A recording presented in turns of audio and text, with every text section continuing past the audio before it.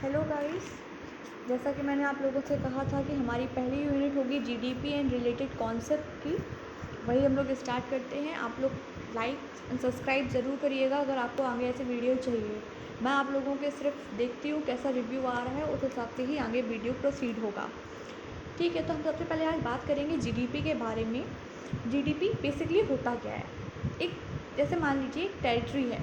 Example हम लोग India का ही लेते हैं। इंडिया की जो बाउंड्री है उसमें जो इंडियंस रहते हैं और जो फॉरेनर्स रहते हैं उनका जो टोटल गुड्स एंड सर्विसेज होता है उसका सम जो हम लोग बोलेंगे उसको हम लोग क्या बोलेंगे? जीडीपी बोलेंगे। बहुत ही ज़्यादा एक सिंपल टर्म्स में अगर मैं डिफिनीशन बोलूँ तो हम लोग कह सकते हैं कि एक टेरिटरी के अंदर जो लोग भी रहते हैं, या तो वो उसके नेशनल्स हों या फिर वो फॉरेनर्स हों, यानी कि किसी और कंट्री से बिलोंग करते हों, उनके द्वारा की गई जो एक्टिविटीज़ होती हैं, उनके द्वारा जो गुड्स एंड सर्विसेज को प्रोवाइड किया जाता है, उनका जो सम होता है उसे हम लोग क्या बोलेंगे? जीडीपी बोलेंगे। आई होप क्लियर हो गया होगा। एक टर्म होता है जीएनपी। आप लोगों ने ज़रूर सुना होगा उस चीज़ को, नहीं सुना है तो आज सुन लीजिए। जीएनपी यानी कि gross national product. GDP gross domestic product. तो आपको पता होना चाहिए डोमेस्टिक की बात कर रही हूँ, यानी कि अपनी जो होम टेरिटरी है उसकी बात कर रही हूँ।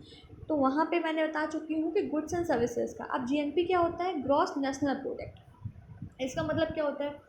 पूरे वर्ल्ड में, इंडिया की ही हम लोग बात करें, एग्जाम्पल इंडिया का ही ले रहे हैं, पूरे वर्ल्ड में जहाँ जहाँ इंडियंस रहते हैं उनकी टोटल इनकम का जो हम सम होता है उसे हम लोग क्या बोलेंगे? ग्रॉस नेशनल प्रोडक्ट यानी कि जीएनपी बोलेंगे।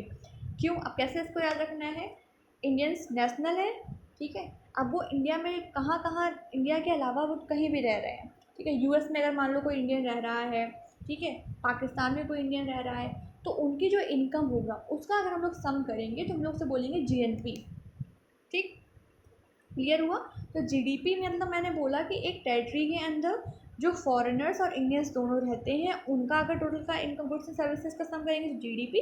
और जीएनपी में पूरे वर्ल्ड में इंडियंस रहते हैं, इसमें हम लोग फॉरेनर्स को इंक्लूड नहीं कर रहे हैं, उनका जो टोटल सम होता है उसे हम लोग जीएनपी कहते हैं। इसके अलावा एक क्वेश्चन ये उठता है कि ये बताइए जीडीपी बढ़ा है या फिर जीएनपी? ठीक, एक बेसिक कॉन्सेप्ट याद रखिए कि भाई जीडीपी बढ़ा है इंडिया के टर्म्स में। कैसे? और इसको याद करने की एक ट्रिक क्या हो सकती है? अल्फ़ाबेट जो होता है हमारा उसमें जो डी होता है पहले आता है, बस इतना सा इसको याद रखना है आपको। ओके, अब हम लोग बात करते हैं, थोड़ा सा डेफिनेशन सिर्फ रीड करेंगे आपके लिए। GDP is the total market value of all the final goods and services produced within the geographical boundaries of a country during a specific period, usually a year. It includes the output produced by the both Indians and foreign companies located within India. GDP is a key indicator of the country economic health and widely used to compare the performance of the different economies. जो चीज़ मैंने बताई है उसको बस words दे रही हूँ केवल एक बार।